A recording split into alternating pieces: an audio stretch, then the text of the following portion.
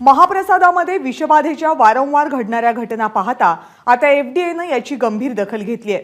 महाप्रसाद आयोजनासाठी एफडीएनं एक स्वतंत्र नियमावली तयार केली आहे।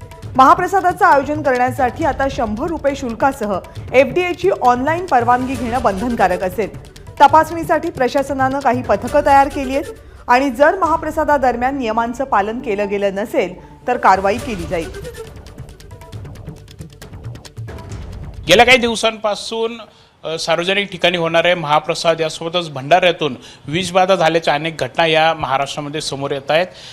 आता देखील महाशिवरात्री ही आलेली आहे, त्या पार्श्वभूमीवरती अनेक कार्यक्रमांचं अशा प्रकारे आयोजन हे करण्यात आलेलं आहे आणि त्याच पार्श्वभूमीवरती अन्न औषध प्रशासनाने एक निर्णय हा घेतलेला आहे।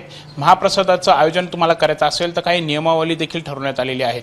नक्की काय आहे ही नियमावली, कोणकोणत्या नियमांचं पालन हे करावं लागणार ते आपण जाणून घेऊयात। माझ्यासोबत आता मनीष सानप आहेत, सहाय्यक आयुक्त।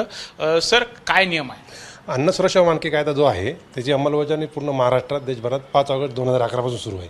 तर ह्या कायद्यामध्ये एक फूड बिझनेस एक डेफिनेशन दिलेली आहे, व्याख्या दिलेली आहे। त्या व्याख्यानुसार फूड बिझनेस म्हणजे नुसतं फॉर सेलिंग जे आहे असं नाही नसून त्याच्यामध्ये फक्त जर नॉन प्रॉफिट बिझनेस जर असेल एखादा तर त्यालासुद्धा तो व्यवसायसुद्धा फूड बिझनेसच्या व्याख्येमध्ये येतो।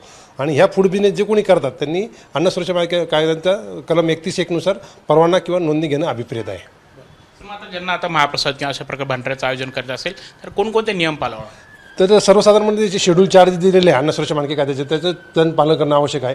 बेसिकली त्यांनी लायसन्स किंवा नोंदणी जरी ते नॉन प्रॉफिट बिझनेस असला तरी फूड बिझनेस असल्यामुळे त्यांनी लायसन्स घेणं पहिलं बंधनकारक आहे किंवा रजिस्ट्रेशन किंवा नोंदणी ही 100 रुपये प्रतिवर्षी त्याची फी आहे।